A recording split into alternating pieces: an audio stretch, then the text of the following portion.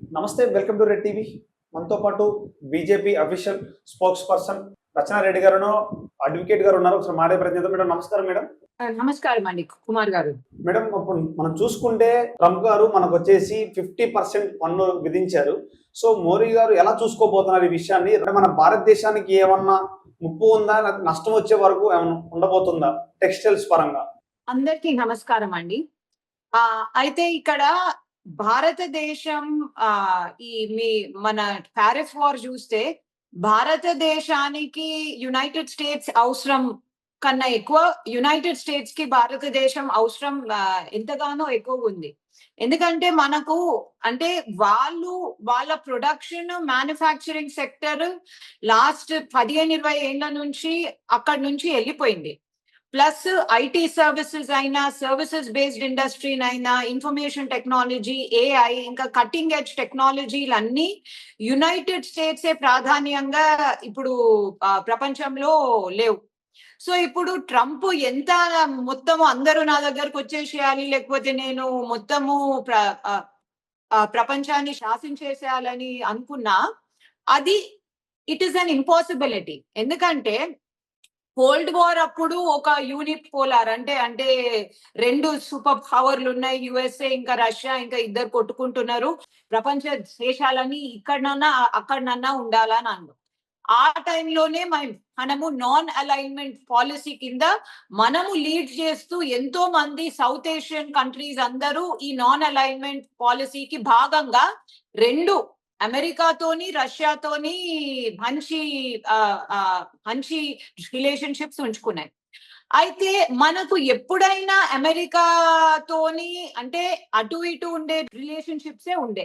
Last 20 years especially ఈ 9/11 terrorism and దీంతోని మనం ఇంకా ఎక్కువ క్లోజ్ అయినాం. అది కూడా పాలసీ ఐడియాలజికలీ క్లోజ్ అయినాం, కానీ ఎకానమీ, సో ఆ పాలసీ ఐడియాలజీ తోని ఎకానమీ పరంగా కూడా క్లోజ్ అయినాం. సో అందుకోసము United States, India strategic partners అంటారు, కానీ పెద్ద కౌగిలించేసుకునే సాన్నిహిత్యం ఏం లేదు. అయితే అది అలా ఉండగా ఇప్పుడు ట్రంప్ అనే మనిషి ఒక ప్రెసిడెన్షియల్ గానైతే వ్యవహరించడం లేదని వాళ్ళ దేశం వాళ్ళే అనుకుంటున్నారు. అసలు ఆయన టారిఫ్లకు లెక్క పత్రము, ఎటువంటి ప్రీటెక్స్ట్, కాంటెక్స్ట్, సబ్ టెక్స్ట్ లేదు. ఒక రీజనింగ్, ఒక ఇర్రాషనల్ మనిషి అండ్ ఇర్రాషనలీగానే బిహేవ్ చేస్తున్నారని వాళ్ళే అనుకుంటున్నారు. అండ్ ఇంపార్టెంట్లీ వాళ్ళ ఫైనాన్షియల్ ఇన్స్టిట్యూషన్స్ దాని గురించే భయపడుతున్నాయి. ఇప్పుడు ఈ ట్రంప్ వచ్చిన తర్వాత వాళ్ళ నేషనల్ డెట్ ఇప్పుడు $37 trillion. అంటే వాళ్ళ జీడిపి లేకపోతే వాళ్ళ ఎకానమీ సైజు $30 trillion అయితే వాళ్ళ డెట్ అంటే వాళ్ళ దేశానికే వాళ్ళు భారం ఉన్నది $37 trillion.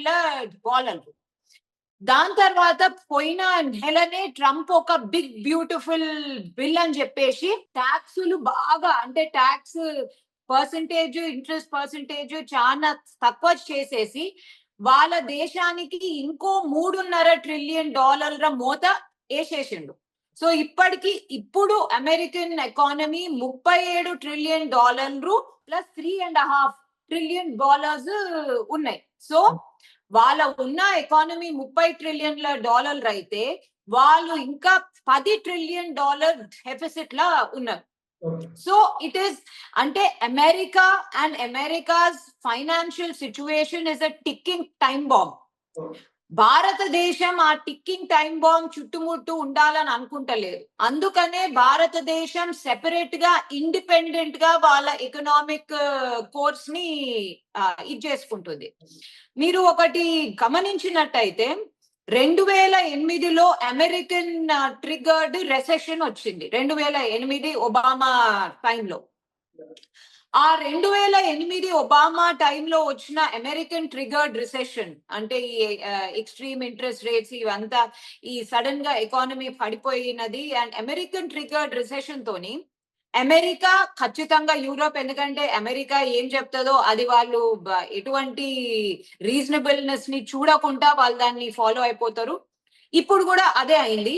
And most of Asia అంటే most of west Asia and south east Asia కూడా దాంతోని అంటే దాని ఎఫెక్ట్ ని ఆ, చూడవలసి వచ్చింది. కానీ ఇండియాకు ఆ రిసెషన్ ఎక్కువ ప్రాబ్లమాటిక్ కాలేదు, ఎక్కువైంది బేర్లీ. అంటే మన స్టాక్ మార్కెట్ లో కూడా పెద్దగా తక్కువ కాలేదు, పెద్దగా ఎక్కువ కాలేదు. They were not big booms and big slumps. మన ఎకానమీ అంటే ఫార్మింగ్ సెక్టర్ కి, లేకపోతే డైరీ ప్రొడక్షన్ సెక్టర్ కి, లేకపోతే సెల్ఫ్ ఎంప్లాయ్మెంట్ ఎంఎస్ఎంఈ సెక్టర్ కి ఎటువంటి ప్రాబ్లం రాలేదు. మోస్ట్ ఇంపార్టెంట్లీ మనకు ఎటువంటి జాబ్ కోతలు అంతటా కొద్దిగా గొప్ప అయినాయి, అండ్ వాళ్ళ దిక్కు చాలా పెద్దగా అయినాయి.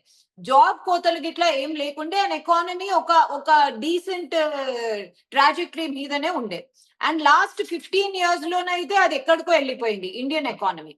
అయితే ఇండియన్ ఎకానమీకి అంటే మీరు అడిగిన క్వశ్చన్ కి నేను రీజనింగ్ ఎందుకు ఇస్తున్నా అంటే, ట్రంప్ టారిఫ్లు, ఇప్పుడు ట్రంప్ టారిఫ్లకు మీరు ఇండోనేషియా అనుకోండి, దాని తర్వాత ఇండోనేషియా, ఫిలిప్పీన్స్, లేకపోతే మొన్న కంబోడియా, ఇవన్నీ ఎక్స్పోర్ట్ సెంట్రిక్ కంట్రీస్. వియట్నాం అయినా ఎక్స్పోర్ట్ సెంట్రిక్ కంట్రీస్. అంటే వియట్నాం ఇప్పుడు ఇన్ఫర్మేషన్ టెక్నాలజీ రీత్యా and IT services and other financial services రీత్యా చాలా అంటే మనలాగానే చైనా లాగానే టెక్నాలజీ డ్రివెన్ కంట్రీ అయిపోయింది. కానీ ఈ ఈ ఈ చిన్న చిన్న సౌత్ ఏషియన్ దేశాలు ఇంకా ఎక్స్పోర్ట్ డ్రివెన్ ఎకానమీస్. సో ఈ ఎక్స్పోర్ట్ డ్రివెన్ ఎకానమీస్ అయ్యేసరికి వాళ్ళు ట్రంప్ ఏదంటే అది, అంటే ఏ షరత్ అంటే అది, మీరు మీ దేశం మొత్తం లొంగిపోవాలి, మీరు ఎందుకు పనికి రాకుండా కావాలి అనే షరతులకు కూడా వాళ్ళు ఒప్పుకున్నారు. సిమిలర్ టు యూరప్ ది ఎంత సిగ్గుచేట్ అంటే మీరు ఇంటనే అంటే కలుసుకుంటే ఇంటనే అంటే ఒక రకమైన కంపరం కలుగుతుంది. యూరోప్ మొత్తం యూరోపియన్ యూనియన్ దేశాలు ఎన్ని ఉన్నాయి? 26 27 దేశాలు ఉన్నాయి. బ్రిటన్ ని అంటే గ్రేట్ బ్రిటన్ ని పక్కకు పెట్టేస్తే.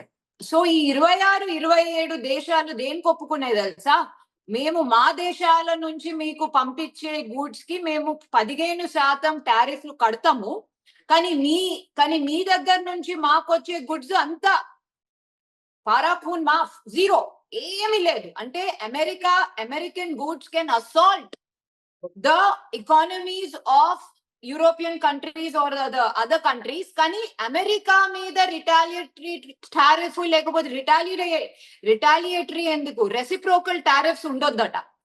కానీ అమెరికా బాజాబ్తా 10% నుంచి 50-60% వేసుకుంటూ వెళ్తదట. సో యూరోప్ కి ఇప్పుడు 15% ఎందుకుందంటే అది వాళ్ళు అమెరికాకు పే చేయవలసింది వాళ్ళ ఎక్స్పోర్ట్స్ కి. కానీ అమెరికా ఇక్కడికి యూరోప్ కి ఎక్స్పోర్ట్ చేస్తే 0% టారిఫ్.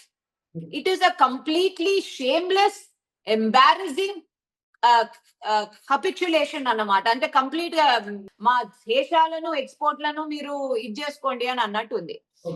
అయితే ఇండియాకు వచ్చేసరికి ఇండియా ఎక్స్పోర్ట్ డ్రివెన్ ఎకానమీ మాత్రమే కాదు. India GDP and India economic progress last 10 ఏళ్లలో IT, financial sector, computer driven sector, information technology, intelligence, AI, computer driven, electronic, ఇదే కాకుండా ఇండియాలో డొమెస్టిక్ కన్సంప్షన్ అంటే మీరు నేను మన ఎకానమీకి కాంట్రిబ్యూట్ చేసే కన్సంప్షన్ చాలా ఎక్కువ అయిపోయింది. So Indian economy is more than 65% domestic economy. అంటే మనము తయారు చేసే ప్రోడక్ట్స్ కి మన దగ్గరనే, మన దేశంలోనే ఎంతో పెద్ద మార్కెట్ ఉంది. సో మన ఎక్స్పోర్టర్స్ కూడా మన దగ్గర కన్సంప్షన్ అయిపోయిన తర్వాతనే వాళ్ళు బయటకు పంపే అవకాశాలు ఉంటాయన్నమాట. సో అట్లా అంటే అది that is one of the features. So like that, ఎందుకంటే మనది ఎక్స్పోర్ట్ డ్రివెన్ ఎకానమీ కాదు, మనది ఇంటర్నల్ కన్సంప్షన్. మన డొమెస్టిక్ ఇండియన్ కన్సంప్షన్ కోసము తయారు చేసే ప్రోడక్ట్స్ అయినా, వస్తువులైనా, మ్యానుఫ్యాక్చరింగ్ అయినా, సర్వీస్ సెక్టర్ అయినా, లేకపోతే ఎఫ్ఎంసీజీ ప్రోడక్ట్స్ అయినా. కాబట్టి మనకు ట్రంప్ ఏమి చేసినా, ఎంత డాన్స్ చేసినా మనకు ప్రాబ్లమాటిక్ కాదు. ఖచ్చితంగా కొద్దో గొప్ప స్మాల్ ఇష్యూస్ అనేవి ఉంటాయి, కానీ పెద్ద అంటే మనము భయభ్రాంతులకు గురి కావాల్సిన అవసరం లేదు. అందుకని మీరు చూడండి, అందుకని లాస్ట్ 4 రోజుల నుంచి ట్రంప్ ఎన్ని నాటకాలు ఆడినా మన స్టాక్ ఎక్స్చేంజ్ ఫస్ట్ డే ఆ 25% టారిఫ్లు అని అన్న రోజు కొంచెం ఇట్లయింది. అది కూడా ఎంత, ఓ 3 గంటల పాటే కొంచెము అతలాకుతలం కూడా అనను నేను, కొంచెము కిందికి మీదికి అయింది. కానీ దాని తర్వాత మళ్ళీ స్టేబుల్ అప్వర్డ్ ట్రాజెక్టరీ తోని మన జీడిపికి దగ్గరగా 6.5% జీడిపికి దగ్గరనే స్టాక్ మార్కెట్ ప్రోగ్రెస్ అయికుంటా వచ్చింది. అంటే ఎవ్రీడే బిజినెస్. అది అలా ఉంటే మన ఫార్మింగ్ సెక్టర్, మన రైతులు, మన పొలాలు, మన ధాన్యం, భారతదేశానికి ఇంకో ఏ దేశం నుంచి ధాన్యం కొనవలసిన అవసరం లేదు.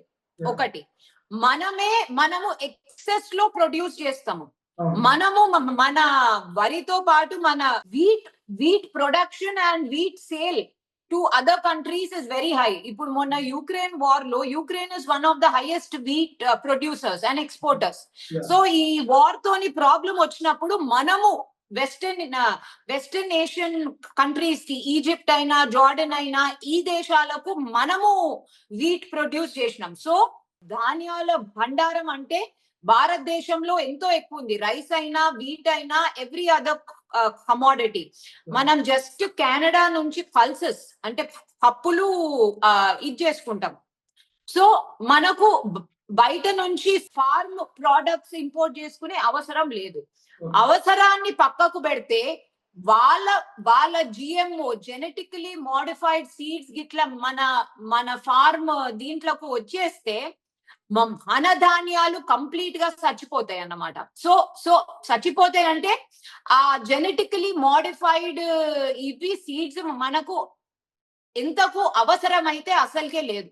మనం చూసుకుంటే అంత నష్టం ఉన్నా కూడా అమెరికాకి అంత నష్టం వచ్చినట్టు కనిపిస్తుంది మనకి. ఎందుకో అమెరికా, మీరు చెప్పినట్టు అమెరికాకి నష్టం ఉన్నట్టు అనిపిస్తుంది.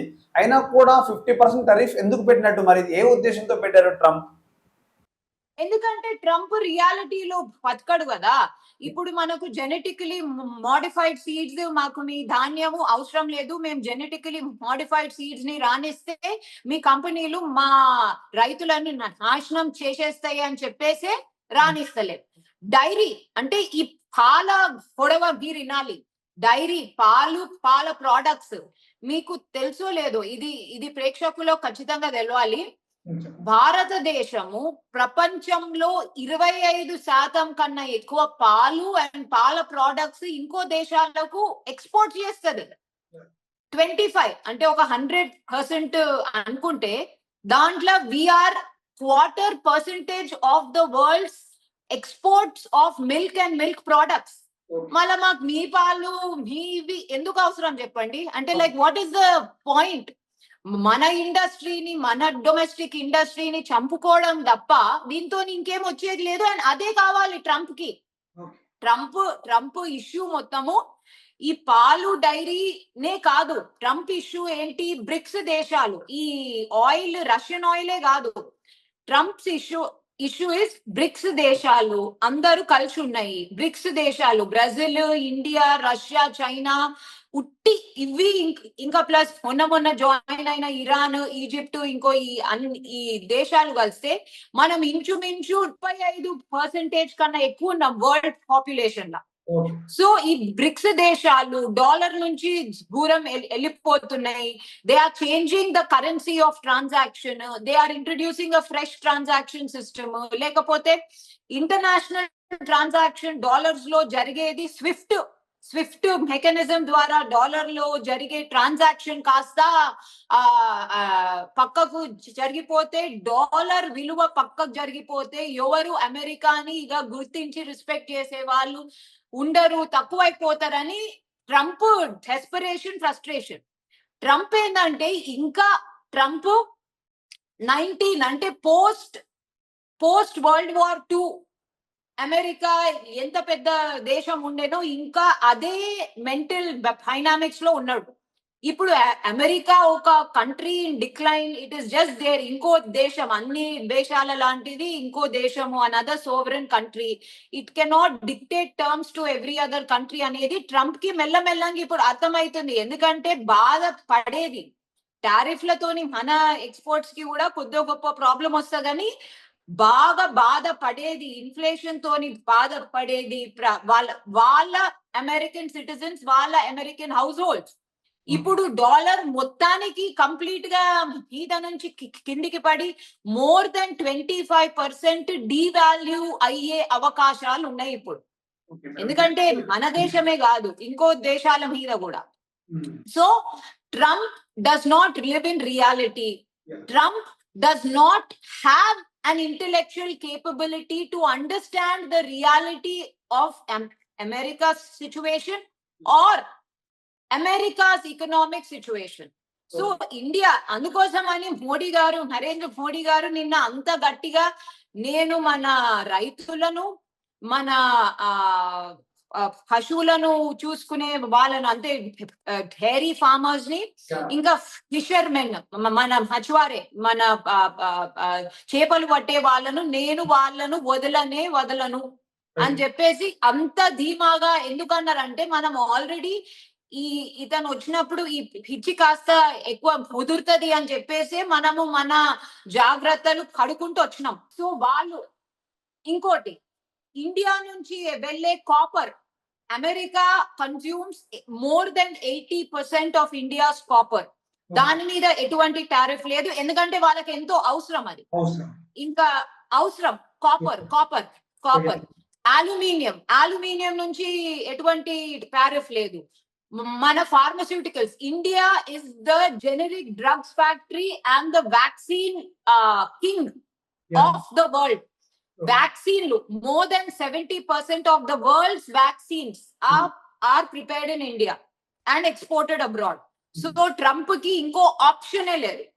ఇంకోటి జెనరిక్ డ్రగ్స్. ఇప్పుడు మన రెగ్యులర్ మనకు హై క్వాలిటీ అంటే స్పెషలైజ్డ్ ఫార్మస్యూటికల్ డ్రగ్స్ ఉంటాయి, ప్లస్ జెనరిక్ డ్రగ్స్ మన గవర్నమెంట్ ప్లస్ చాలా క్వాంటిటీస్ లో సప్లై అయ్యే జెనరిక్ డ్రగ్స్. ఎంతవరకు అంటే India life saving cancer drugs కూడా మనం సప్లై చేస్తాం, దానికి ఎటువంటి రెస్ట్రిక్షన్ లేదు. వాళ్ళు IT service sector and plus ఇంకో మన టెక్స్టైల్స్ ల మీదనే ఇప్పుడు వాళ్ళ వ్యూ మొత్తము దాని మీదనే ఉంది, ఆ టెక్స్టైల్స్. అందుకోసమని నరేంద్ర మోడీ గారు ఇంకోటి అన్నారు, we're the biggest consumption factory, or rather we are the biggest consumption of our own products. మన డొమెస్టిక్ కన్సంప్షన్, మన కొనుగోలే ఇంత ఎక్కువ ఉన్నప్పుడు ఎక్కువ ఎక్స్పోర్ట్ చేయాల్సిన అవసరం లేదు. అందుకోసం స్వదేశీ అని అందుకోసం అన్నాడు. ఇప్పుడు మనము తయారు చేసే బట్టలు, దుస్తులు, షర్ట్స్, ప్యాంట్స్, చీరలు, లేకపోతే ఏదైనా అంటే మెటీరియల్స్ మనమే, టెక్స్టైల్స్ ని మనమే కన్స్యూమ్ చేస్తే బయటకు ఎక్స్పోర్ట్ చేయాల్సిన అవసరం అంత ఎక్కువ ఉండదు. ప్లస్ మనము ఇంకో దేశాలకు డైవర్సిఫై చేయాలని కూడా మనం డిసైడ్ చేసినాము, అదిలో వెళ్తున్నాం కూడా. ఇప్పుడు బ్రెజిల్ తోని, రష్యాతోని, చైనా కూడా సపోర్ట్ చేస్తుంది. ఎందుకంటే వీడి ఇట్లా పిచ్చోన్గా చేస్తే మనం దేశాలన్నీ ఆయనతోని కట్టగట్టుకొని పోలేము కదా. ఆయన దేశం కట్టగట్టుకొని పోయినా కానీ వీ కాంట్ డూ దట్ అని చెప్పేసి మనము ఆర్థికంగా వీఆర్ కన్సాలిడేటింగ్. ఇంకోటి ఏంటంటే, అంటే వ్యూవర్స్ కి తెలియాలి, అమెరికాలో ఒక ఇంటర్నేషనల్ ఎకనామిక్ ఎమర్జెన్సీ చట్టము అని ఉంది ఆఫ్ 1970 నుంచి. అయితే ఈ చట్టం ప్రకారము only and only for the sake of national security and ఎమర్జెన్సీనే టారిఫ్స్ ని వాడొచ్చు అని చెప్పేసి వాళ్ళ చట్టాలలోనే ఉంది. అందుకోసం ఈ ట్రంప్ ఇట్లా పిచ్చిలేషన్ తిరిగా ఇష్టం వచ్చినట్టు టారిఫ్లు వేస్తున్నాడని చెప్పేసి వాళ్ళ దేశంలో కోర్టులలోనే అగైన్స్ ట్రంప్స్ టారిఫ్స్ వాళ్ళ దేశపు ఇంపోర్టర్స్ అండ్ ఎక్స్పోర్టర్స్ కోర్టుకి వెళ్ళారు. అయితే ఫెడరల్ కోర్ట్స్ అవిటి మీద ఆ టారిఫ్స్ చెల్లవు అవి ఇల్లీగల్, అవి మీద స్టే విధించింది. అయితే ఇది ఎట్టకేలకు యుఎస్ సుప్రీం కోర్ట్ వరకు వెళ్తది. సో యుఎస్ సుప్రీం కోర్ట్ వరకు వెళ్ళినప్పుడు అసలు ఈ ట్రంప్ హడాకా తెలుస్తుంది. ఇప్పుడు యుఎస్ సుప్రీం కోర్ట్ గిట్లా రేపు ఈ టారిఫ్స్ అన్ని ఇల్లీగల్ అని చెప్పేసి జడ్జ్మెంట్ ఇస్తే వాళ్ళ డిఓజేనే డిపార్ట్మెంట్ ఆఫ్ జస్టిస్ క్లియర్ గా చెప్పింది, యుఎస్ సుప్రీం కోర్ట్ గిట్లా దీని మీద మాకు నెగటివ్ గా డిసైడ్ చేస్తే ఇప్పటి వరకు మేము కలెక్ట్ చేసిన టారిఫ్స్ అన్ని ఏ దేశాల నుంచి ఎంతెంత కలెక్ట్ చేసినామో ఆయా దేశాలకు వాపస్ ఇచ్చేయవలసి ఉంటది అని చెప్పేసి కూడా చెప్పింది. సో ఈ ట్రంప్ పిచ్చి ఎన్ని రోజులు నడుస్తుందో, ఎన్ని నెలలు నడుస్తుందో అది ఆయనకు వాళ్ళ దేశానికి తెలుసు. మనమైతే మనకు ఆర్థికంగా ఎక్కువ నష్టము ప్రాబ్లము ఉండదు. అందుకని మన స్టాక్ మార్కెట్స్ రోబస్ట్ గా ఉన్నాయి, మన డొమెస్టిక్ కన్సంప్షన్ కూడా రోబస్ట్ గా ఉంది, మన ఇన్ఫ్లేషన్ 3% కన్నా తక్కువగా ఉంది. And America's inflation is literally between 6.5 and more. So everything with India is fine. So అందుకోసము టారిఫ్స్ కి అంటే ట్రంప్ ఇప్పుడు హిచ్చోని చేతిలో రాయి లాగా ఉన్నాడు. ఆ రాయి ఎవరికి వెళ్ళి తగులుతుందో ఎవరికి తెలియదు. అందుకోసం భారతదేశం కూడా కూల్ గా స్ట్రాటజిక్ గా మమ్మల్ని మేము కాపాడుకుంటాము, మా నేషనల్ సెక్యూరిటీ మా సిటిజన్స్ మాకు ముఖ్యము అని చెప్పేసి స్ట్రాటజిక్ గా మూవ్ అవుతుంది. So will come to know how it works out in the future. Right madam. Next చూసుకుంటే ఈ ఇయర్ ఎండింగ్ లోపల రష్యా ప్రైమ్ మినిస్టర్ పుతిన్ గారు ఇక్కడికి రాబోతున్నారు, డేట్ కూడా అనౌన్స్ చేయబోతున్నారు. ఏమన్నా మాస్టర్ ప్లాన్ ఏమైనా జరగబోతుందా మోడీ గారి మధ్యన పుతిన్ గారి మధ్యన? ఏమన్నా మాస్టర్ ప్లాన్ జరగబోతుంది అంటారా?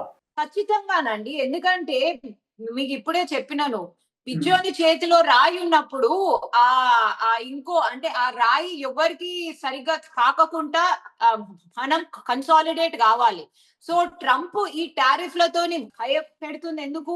బ్రిక్స్ దేశాలు చిన్న భిన్నం కావాలని. కానీ ఇక్కడ జరుగుతుంది ఆపోజిట్.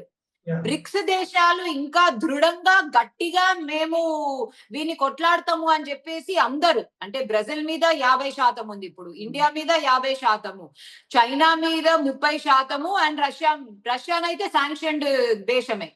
సో బ్రిక్స్ దేశాలు అన్ని ఇప్పుడు ఎటువంటి ఇంటర్నల్ ప్రాబ్లమ్స్ ఉన్నా, అంటే చైనాకు ఇండియాకు ఇంటర్నల్ ప్రాబ్లమ్స్ ఇవన్నీ ఉన్నా గానీ వాళ్ళు ఇతన్ని ఆగడాలు సాగనీయకుండా వాళ్ళు దగ్గరకు వస్తున్నారు. సో కొత్త కరెన్సీ గురించి ఆలోచిస్తారా, కొత్త కరెన్సీని తీసుకొస్తారా అనేది ఒక ఒక ఒక ఒక పాయింట్ ఆఫ్ డిస్కషన్. అయితే వాళ్ళ మధ్యలో ఉన్న కరెన్సీతోని ఉన్న ట్రాన్సాక్షన్స్ ఇంకా ఎక్కువ అవుతాయి. ఇప్పుడు ఆల్రెడీ మనము మన లోకల్ కరెన్సీలో ట్రాన్సాక్ట్ చేస్తున్నాం. అంటే Russian oil is being bought in Indian rupees and exchange with roubles, Russian roubles. So మనము మన లోకల్ కరెన్సీతోని మన కొన్ని బ్రిక్స్ దేశాలలోగా మనము ట్రాన్సాక్షన్స్ కంటిన్యూ చేస్తున్నాం. దాన్నే ఎక్స్పాండ్ చేసుకుంటూ ఒక కరెన్సీ కన్వర్జన్ సిస్టమ్, అంటే ఇప్పుడు ఇంటర్నేషనల్ కరెన్సీ స్విఫ్ట్ మెకానిజం కింద ఉంటది.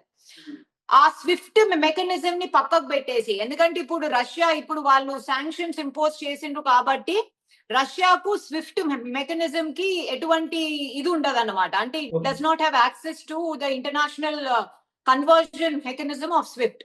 సో అలాంటి ఆల్టర్నేట్ మెకానిజం ని తయారు చేసే అవకాశాలు ఎక్స్పర్ట్స్ ఎక్కువ ఉన్నాయి అని అంటున్నారు. సో ఇక అప్పుడు ట్రంప్ రాళ్ళు ఎక్కడ కొట్టుకుంటాడో లేకపోతే నెత్తి మీద కొట్టుకుంటాడో మనకు తెలియదు. కానీ ట్రంప్ కి ఫ్యూచర్ లో ప్రాబ్లమ్స్ అయితే ఇంకా చాలా చెవి చూసేది ఉంది, ఆయన చేసిన తప్పుడు నిర్ణయాల వల్ల. Okay, thank you madam.